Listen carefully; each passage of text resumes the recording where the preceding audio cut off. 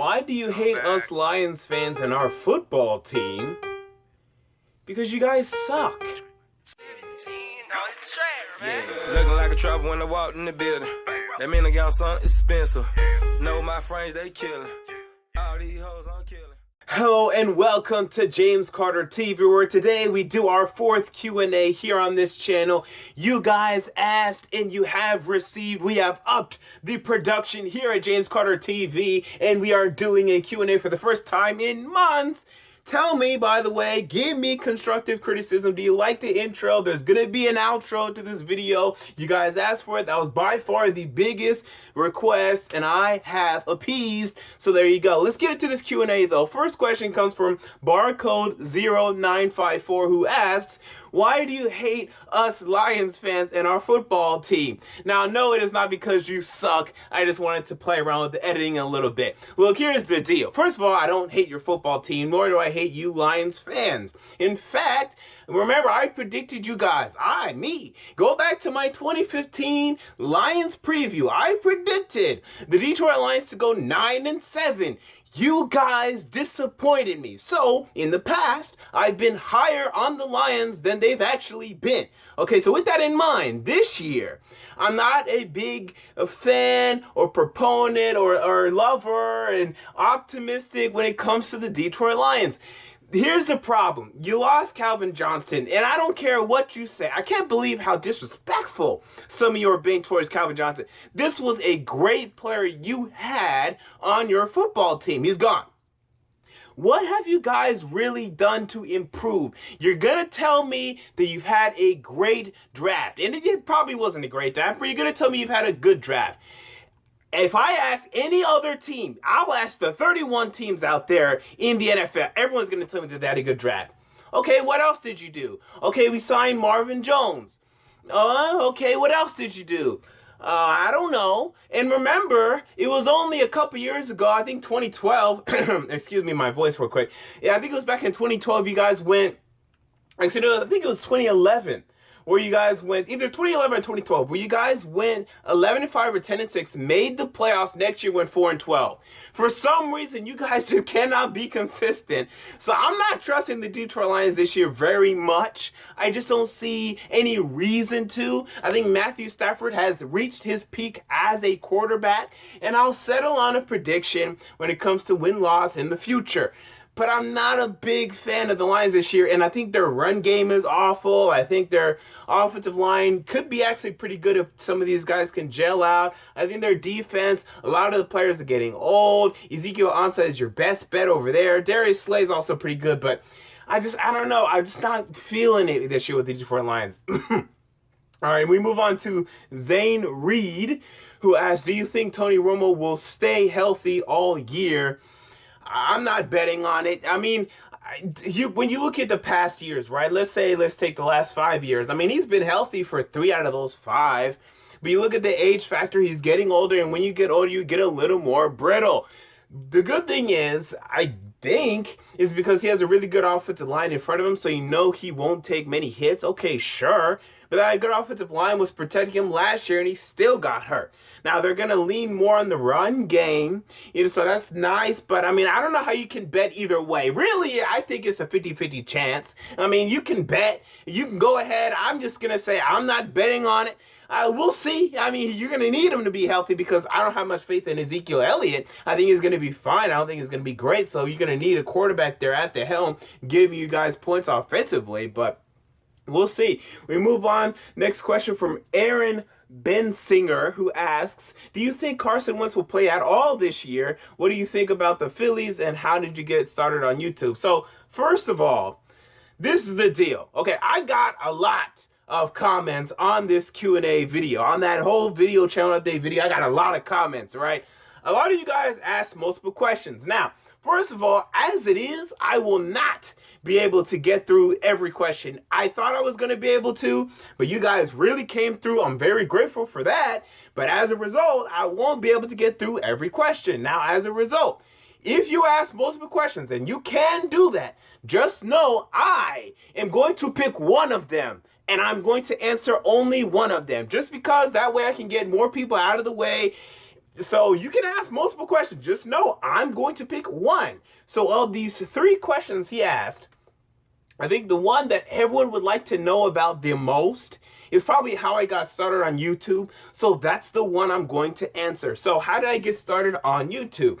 So here's the deal. You can go back to this channel actually and watch a tribute that I made myself of this channel. So back in July of 2009, I opened up my YouTube channel called The Wrestling Guy 09. Go ahead, type it up or open up a new tab first. Go to youtube.com and then go into the search bar, type in The Wrestling Guy 09, the number 0, the number 9, all one word together. And you will find that YouTube channel. I was a big WWE wrestling fan as a kid, and I made videos talking about that. I started hating wrestling, and I'm done with that. So then I made this channel. So that's really how it started. And you can go back, because I was young. I mean, the whole video that's up there, I have a video up there saying that I'm leaving and whatnot, and just a tribute going back through the years. Go watch it. Because you'll see, wow, dude, you really grew up and you were pretty childish in your earlier days. Thank God you finally grew up. All right, next question is from La Flame, who asks, if Brock Osweiler lives up to the potential and plays very well, do you think the Houston Texans will have a chance at the Super Bowl? Well, first of all, what's his potential? Because I don't think it's very high inherently. I mean, when you think of guys that have great potential, right? You think of guys that, to me, this is what I think, guys that possess elite traits, like possibly elite arm strength or elite mobility, or they went to college and they killed it, like a Marcus Mariota or Jameis Winston. That's the potential, right? Your great size, great arm, whatever. That's so. What exactly does Brock Osweiler possess to where we say he has great potential? I mean, I think when you're talking about NFL quarterbacks, he has below average potential. He doesn't have any elite traits outside of just tall length. Outside of that, I don't see the potential. He didn't blow it up in college or anything, so I don't think the potential is very high. Now, with that said, he can be really good. I mean, he can be a guy that could put up 30 touchdowns to 12 interceptions, yeah, definitely. But I don't think he's ever going to be a 50 touchdown guy. I don't think he's ever going to be leading a 16-0 team or anything like that. So if he lives up to, let's say, that 30 to 12 touchdown interception ratio, I mean, yeah, you guys can make the Super Bowl because your defense is really good, but your defense is going to need to carry. He's always going to need to have a good defense if you want to make the Super Bowl or even the playoffs, probably. So that's what we're looking at here. Next question is from, I'm going to struggle with this one. I apologize for that. It's Sam Quasem. I believe I pronounced that correctly. Hopefully I did. Who asked, what do you think about the Packers offseason? I loved it. Now we get it. The Packers don't do anything at free agency, but when you're a playoff team, I have no problem with that. So we move on from that. I thought they had the best draft. Actually, let me rephrase that. I think they drafted the best. There's a difference between having the best draft and drafting the best. My team GPAs that I gave to those draft recaps, all of those team GPAs, they really didn't showcase who had the best draft, actually. It's who drafted the best. With what you had, what did you do? And I thought with what the Packers had, they drafted the best. Getting Kenny Clark, getting Kyler Fackrell, getting Jason Spriggs. I mean, a fantastic draft that will be felt for years to come and has, once again, will leave the Packers as Super Bowl contenders for the next 5 years. I mean, they continue to do this. They continue to have great off seasons, and getting Jordy Nelson back healthy and getting their groove back offensively, and this defense is equipped to be pretty good. I may pick them to win the Super Bowl. All right, next we move on to Sports Fan, who asks, what other sports do you like? Okay, here's the deal. For me, I'm an NFL and NBA guy. College football, I like pretty much 2 years out of 3. This was the 3rd year in which I don't like it. Really, when it comes to college football, I need interesting storylines, interesting players, and I didn't feel that this year. A lot of the guys that were the big stars this year were sophomores. You know, Deshaun Watson, Leonard Fournette, Dalvin Cook. The seniors weren't really that good. Derrick Henry was a hell of a runner, but he wasn't very interesting to me. But when Johnny Manziel was ripping things apart and Jameis Winston was ripping things apart and, you know, the great old USC, and, you know, that's when I really enjoy college football. But inherently, I'm not a big college football fan, but when there's interesting players that I know are going to go to the NFL and I want to watch and they have compelling backgrounds or the compelling characters, that's when I really get into college football. So college football as well. Baseball, no. I mean, I'm a Dodger fan. You know, I went to a Dodger game and I fell in love with the team, I guess. And Magic Johnson buying the team helped as well, as I am a Laker fan. But I'm just not a big baseball fan. Hockey, the Predators are downtown. You know, I may stroll over there, watch a game or two, but not a big hockey fan. If I had to put a third, because I guess college football doesn't count if I'm talking about like just straight up sports, so football, basketball. If I had to put a third, it may be golf. I really enjoy sitting down and watching just Sunday, not Friday, Saturday, not Thursday, but watching a Sunday golf major. I actually really enjoy that. You know what? Especially when Tiger Woods was in his peak. Now he's not, so things are just a little less interesting, and that's just the truth. I mean, just face it. UFC, MMA, I also enjoy that. Soccer, from time to time, it has to be something big. So the Champions League, which was on recently, World Cup, you know, that's where I really pay attention to soccer. We move on. We have Taste the Rainbow Second, who asks, are you going to any NFL games this year? We'll see. You know, I wasn't able to go to any this year, mainly because the Titans sucked, and they're my local team. And I'm not going to go watch them suck. If they're decent, I'll go. If they're not, I won't. All right, next we move on to Darren Faust, who asks, will the Carolina Panthers defense be the same without Josh Norman? Again, I can't believe the disrespect that Panther fans are giving Josh Norman. You guys are out of your minds. How dare you people? I mean, you people would have told anyone that had open ears that Josh Norman is the best cornerback in the NFL. You were telling me, you were blowing up my Twitter, you were blowing up everyone else's Twitter. You were saying, look at our great corner that we got. Ha ha ha. We have the best corner in the league. And then he leaves, and you guys are a bunch of spiteful ex-girlfriends, and you're like, he wasn't about shit anyway. He's not even that good. His dick's not even that long. What are you talking about? This guy's a great corner. He's a zone corner, yes, but he's a great zone corner. And their defense won't be the same without Josh Norman, because when you ask yourself this question. When we look at the Carolina Panthers defense in 2014, and we look at the Carolina Panthers defense in 2015, what changed? Okay, a couple things. Josh Norman, number one, elevated his play to an elite level. I mean, he was pretty good in 2014, fantastic in 2015. That was one of the things. Another thing, Shaq Thompson, that addition helped a lot as well. Another thing, you can make an argument that their free safety, Coleman, I think is his last name, he really improved and upped his game, got like 7 interceptions. So it was Josh Norman, though. I mean, he was the big one. He was the catalyst. He was the change. And I still think the Panthers are going to be very good, but they will miss him. All right, we move on. Mr. TNA 2005, who says, when, and this is going to be a little controversial, but as I said, during my Q&As, you can ask me anything and everything. When the white people say the N-word, that is awful. But when the black people, or black ones, do, there is no problem. How do you see that? Okay, so here's the deal. To be honest, this is just me. I really don't care about the N-word, especially when we're talking about, you know, when people are, you know, talking about or singing along or rapping along with certain songs and whatnot.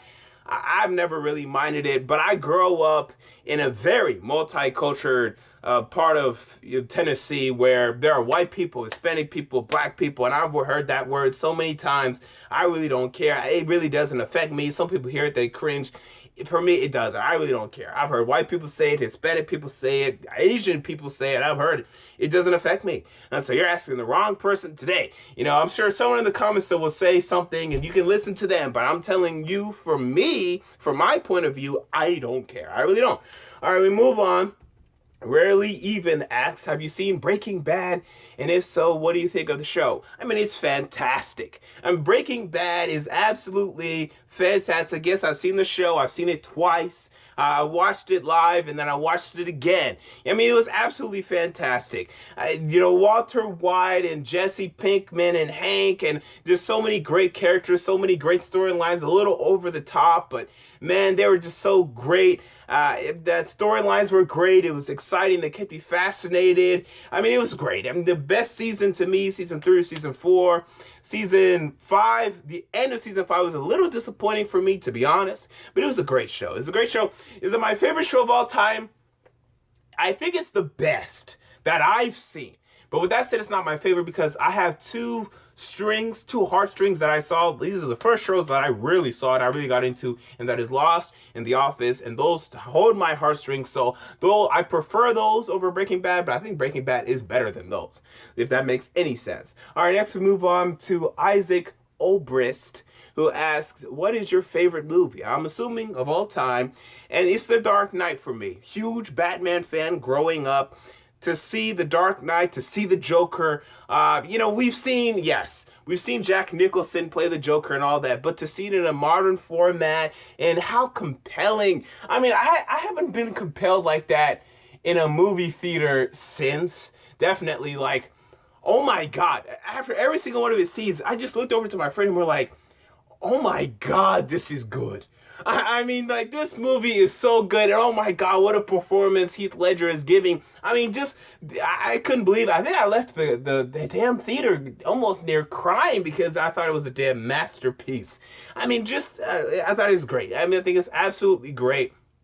My favorite movie this year, Civil War. A big superhero fan, comic book fan, if you haven't gotten that already. So yeah, Civil War, Captain America Civil War. It was great. All right, we move on to Jason Case. Not as good as The Dark Knight, though. We move on to Jason Case, who asks, what is an undeniably terrible movie that amazed you just because of how terrible it is? All right, so Dumb and Dumber. It is absolutely awful. I mean, I saw it on live TV. You're flipping through cable every now and then, and you see something on, you're like, oh, what is this? Oh, they made a sequel to Dumb and Dumber, which, by the way, I really didn't love. But I'm like, okay, sure. I mean, how did they get away with it? What kind of bad man comes up with this nonsensical, horrible, god-awful, terrible, just, wow. If you want to go see a masterpiece, go watch that film, because it's the worst film I think I've ever seen in my life. We move on. I mean, not even I think, it's the worst. It's horrible. God, it's horrible. It's a parody, but a horrible one at that. I want to throw up while watching it.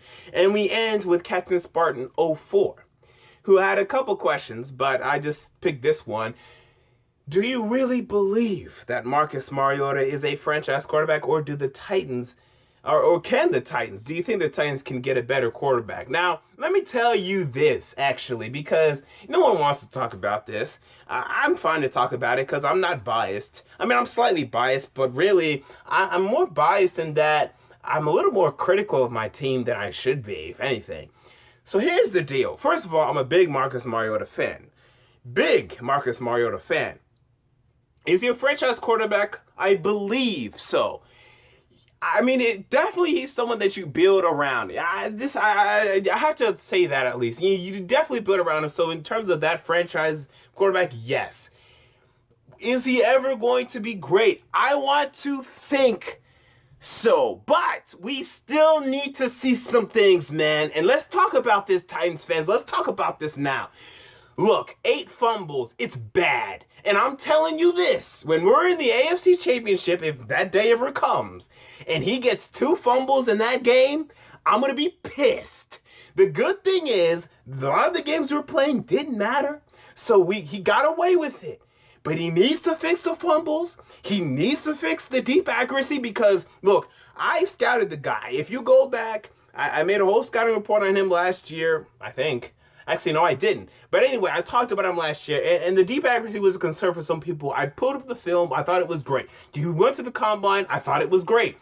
In the NFL, it was bad. It was. And we didn't really attempt many of them either. It's concerning.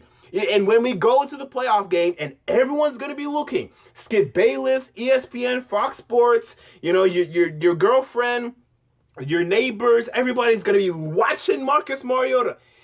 Everyone's going to be critical of this guy if he doesn't fix these problems, and we're going to lose key football games if he doesn't fix these things, man. And they concern me. I wake up at night thinking about some of this stuff. He's not perfect. I wish he was perfect. He's not. He's going to have to improve. I do think he's a franchise quarterback, yes.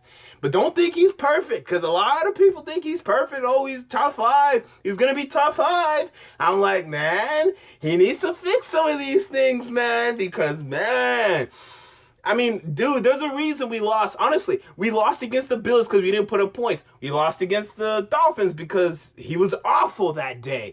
We lost...